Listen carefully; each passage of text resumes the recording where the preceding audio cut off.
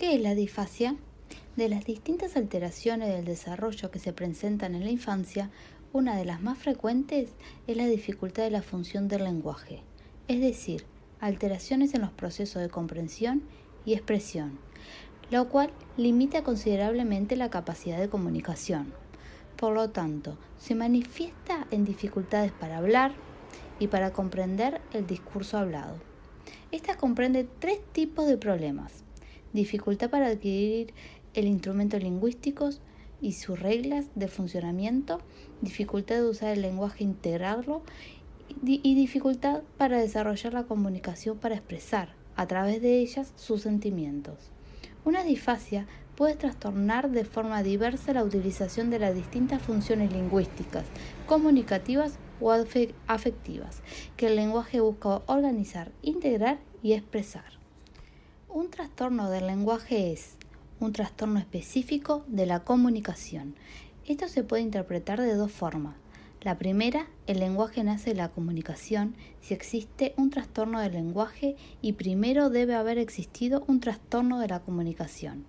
Y la segunda, ya que el lenguaje verbal integra pensamientos preverbal y comunicación no verbal, si existe un trastorno del lenguaje, deben existir también dificultades de pensamiento y comunicación.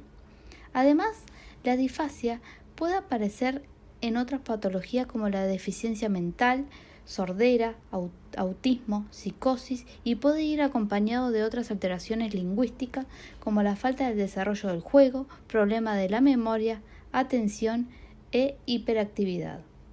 Pueden observarse diversos tipos de disfasia. Disfasia de recepción. Se manifiesta por una dificultad para comprender y reconocer el lenguaje hablado y escrito. Puede aparecer en lesiones que afectan al área Wernicke, el centro de comprensión del lenguaje, situada en el lóbulo temporal del cerebro. Disfasia expresiva. Se manifiesta por dificultades en la construcción mental del lenguaje hablado y escrito, y también en la expresión de las palabras.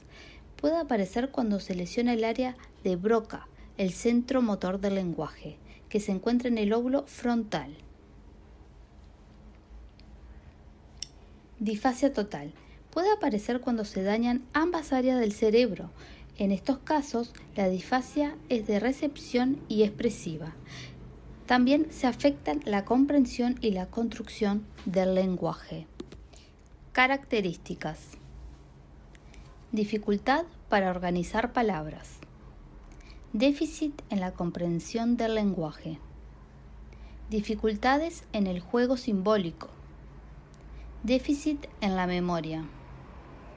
Déficit en la construcción de las imágenes mentales. Alteraciones en la estructura del tiempo y espacio. Dificultades en la discriminación de estímulos auditivos. Inmadurez de las destrezas motoras. Hiperactividad. Alteraciones en las relaciones afectivas y control de emociones. Entre las estrategias de intervención podemos dividirlas entre directas e indirectas. Las directas comienzan con la función sintáctica y semántica, en donde se juega a relacionar los dibujos con los conceptos. Por ejemplo, una estrategia sería que a partir de una ilustración de un árbol, relacionarlo con la palabra. Otra estrategia es la utilización de dibujos y gestos donde se trata de observar un paisaje y pedirle a los niños que cuenten la historia. ¿Qué conseguimos con esto? Conseguimos fomentar la imaginación y la creatividad y así trabajar la memoria. Dentro de las indirectas se puede dividir en tres. La primera es la discriminación auditiva. Por ejemplo, a partir de una grabación de sonidos cotidianos, el niño identifica a objetos como sirenas o timbres. La segunda es la coordinación gestual, que una estrategia podría ser realizar movimientos y gestos corporales en el aula. Y la tercera es la bucofacial, que se trata de realizar movimientos con la lengua en distintas direcciones.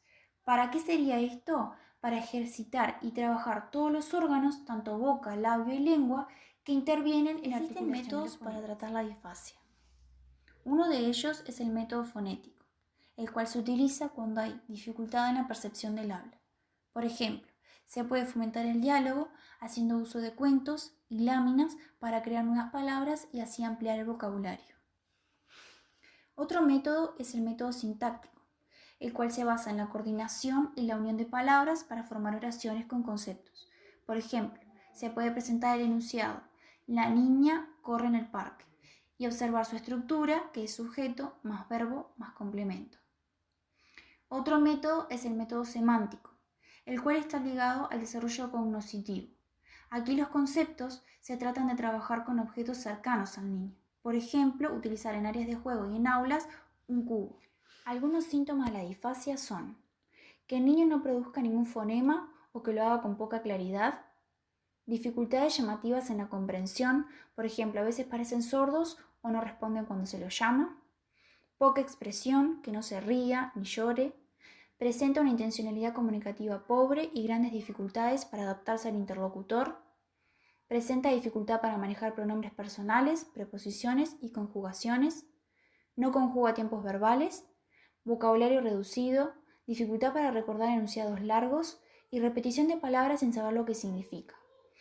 Muchas de estas dificultades repercuten en el retraso de los aprendizajes básicos, en su equilibrio afectivo-emocional y en su autoestima.